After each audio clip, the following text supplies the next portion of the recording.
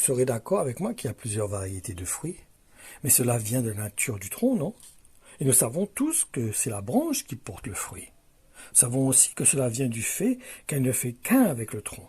De plus, soit les branches peuvent venir directement du tronc, ou alors avoir été greffées sur celui-ci, ou aussi avoir été greffées sur une de ces branches, qui est plus rare. Et nous serons d'accord que la branche naturelle doit produire des fruits qui sont de la même nature que le tronc.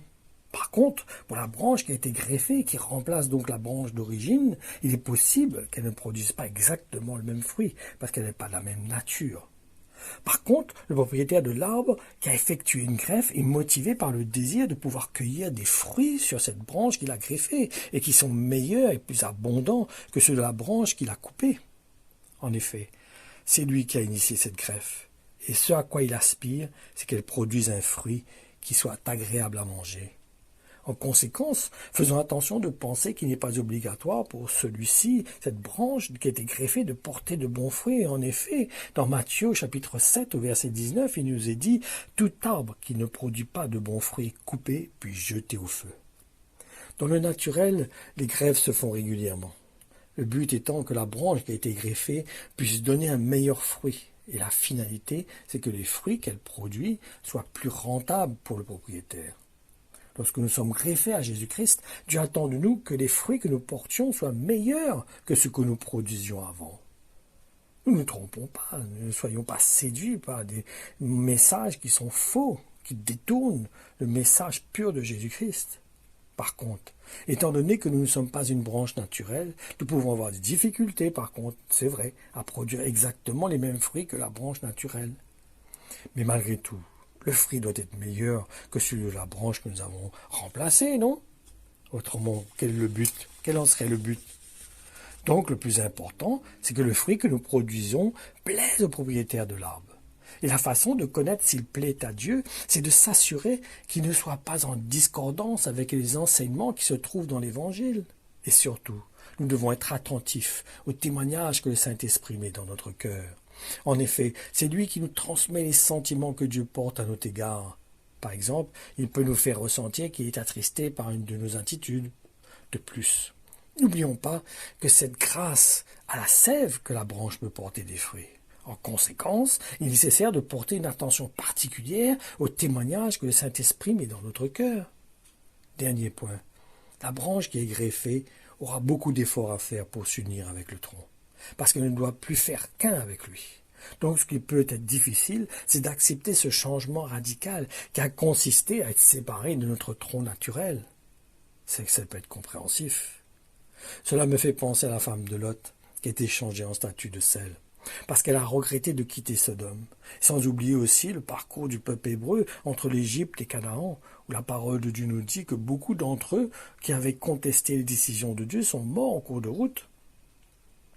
Il est possible que la branche puisse avoir des difficultés à s'unir au tronc. Mais par contre, en ce qui concerne de donner des fruits, cela ne dépend plus d'elle. En effet, elle n'a plus besoin de faire des efforts pour cela, si ce n'est que de laisser la sève couler en elle.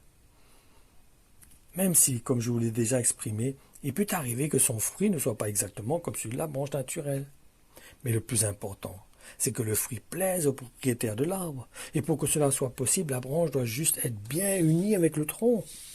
Attention, mes frères et sœurs, de nous laisser séduire. En effet, si nous souhaitons porter de bons fruits, nous devons reconnaître que le propriétaire de l'arbre, c'est Dieu le Père. L'arbre peut être représenté par le Fils et la sève par le Saint-Esprit. Sans oublier que cela est rendu possible parce que nous ne formons qu'un avec Jésus-Christ, qui est le Fils de Dieu.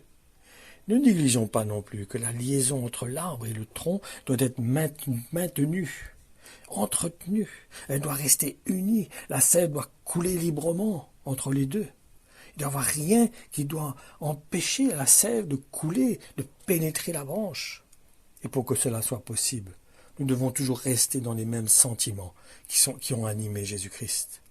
Ce sont ceux qui se trouvent dans l'obéissance qu'il a manifestée envers son Père. En effet, c'est l'amour qui lie l'ensemble, jusqu'à donner l'impression qu'il n'y a qu'un, et cela peut troubler certains qui n'ont pas pleinement expérimenté l'amour de Dieu.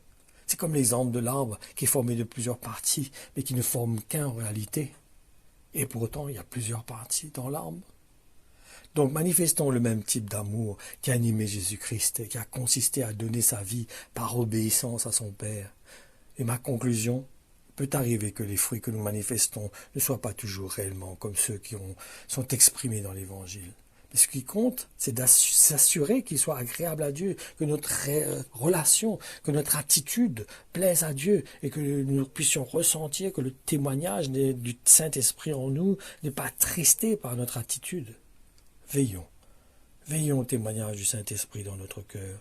Portons attention à ce qu'il témoigne en nous, afin de s'assurer que les sentiments de Dieu envers nous et lui sont purs et sont saints, qu'il n'y a rien qui entache cette relation.